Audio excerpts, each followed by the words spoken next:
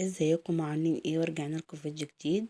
النهارده هنعمل مع بعض الكيكه الاسفنجيه بمناسبه راس السنه. زي ما انتم شايفين كده، دي المقادير معانا. دول 6 بيضات، تمام. كوبايه ونص من الدقيق، كوبايه سكر، نص كوبايه ميه مغليه. ده كيس بيكنج باودر هناخد منه مع نص معلقه مليانه. ودول 2 كيس بيكنج باودر، ودي معلقه خل، معلقه واحده خل. تمام. اهي ما نشوف المقادير بقى مع بعض. هننزل بالبيض. دول 6 بيضات زي ما انتم شايفين كده. يلا قوموا فرحوا لكم مناسبة رأس السنة وبأقل التكاليف. اهو زي ما انتم شايفين كده. هضرب البيض اهو معاكم. يدوبك بس قلبته كده مع بعض. هوريكم بقى هنعمل ايه تاني مع بعض. بصوا، دي كوباية السكر. هننزل بتلت الكوباية اهو زي ما انتم شايفين. وهقلب اهو، هقلب زي ما انتم شايفين كده. هدوب السكر، هنزل بيه تدريجيا كده واحدة واحدة، مش هنزل بيه كوباية كلها. اهو زي ما انتم شايفين. هنزل ببقية الكمية اهو واقلب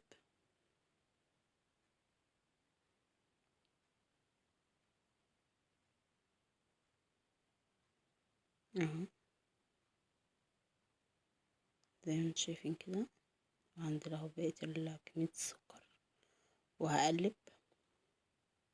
بصوا، اقعدوا اضربوا فيه كده لغاية ما ايديكوا توجعكم. يعني احنا عايزين البيض ده، بصوا هو عمال يتضاعف معانا ازاي.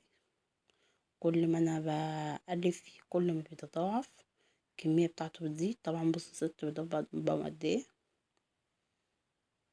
اهو. هنا بقى حطيت كيسين الفانيليا زي ما انتم شايفين عشان البيض. بيض يعني فانيليا عشان الزفارة اهو زي ما انتم شايفين كده. هقلبهم اهو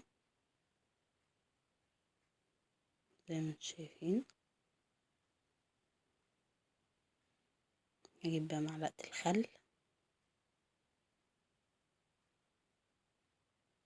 اهي، معلقة واحدة. طبعا البيض بيتفاعل مع الخل، بيعمل لها هشاشة من جوه، تبقى هشة اهو. بصوا البيض كل ما ده بيزيد معانا. هقلب فيه برضو وارجع لكم تاني كل شوية كده لغاية ما تشوفوا القوام اللي المفروض يعني يبقى عليه.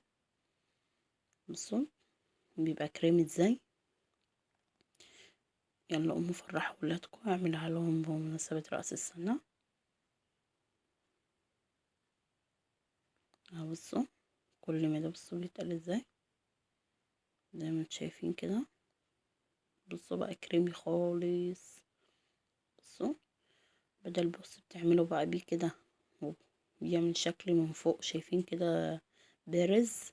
بصوا بارز ازاي، بارز عن الخليط كده. اعرفوا ان الاسبونشة بتاعتكم هتطلع ناجحة معاكم اهو. بصوا بقى هنا الدقيق لازم ننخله ونبعد شوية عن الطبق، يعني ننخله بعلو لفوق. بصوا نرفع المنخل لفوق خالص، وبنخل بصوا من فوق خالص. لازم يبقى فيه علو كده في الارتفاع عشان يخش للدقيق هوا، فتطلع هشة معانا. بصوا بنفس الطريقة كده اهو نقلب. بصوا بقى هنقلب اتجاه واحد، ما ينفعش نقلب في الاتجاهين. بصوا انا بقلب ازاي، اتجاه واحد اهو. بصوا يا دوبك بس ان انا اخفي الدقيق، انا مش عايزه اقلب اصلا.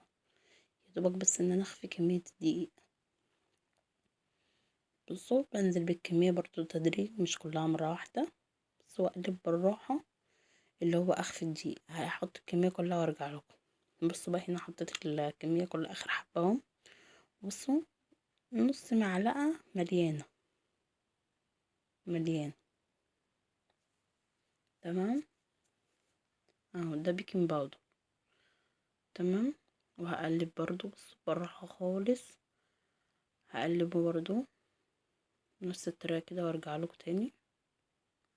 اهو هنا خلاص بعد ما قلبناه اهو.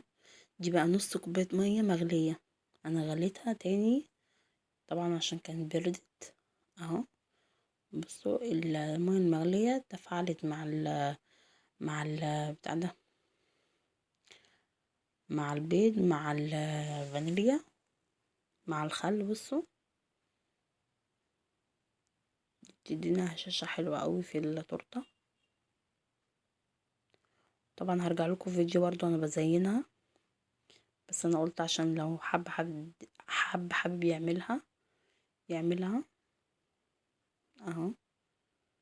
انا هزينها بكره باذن الله وانزل لكم فيديو برضو اهو. بصوا بقى، دي حله مقاس 22، تقدري تحطي في صينيه عادي لو انت معندكش حله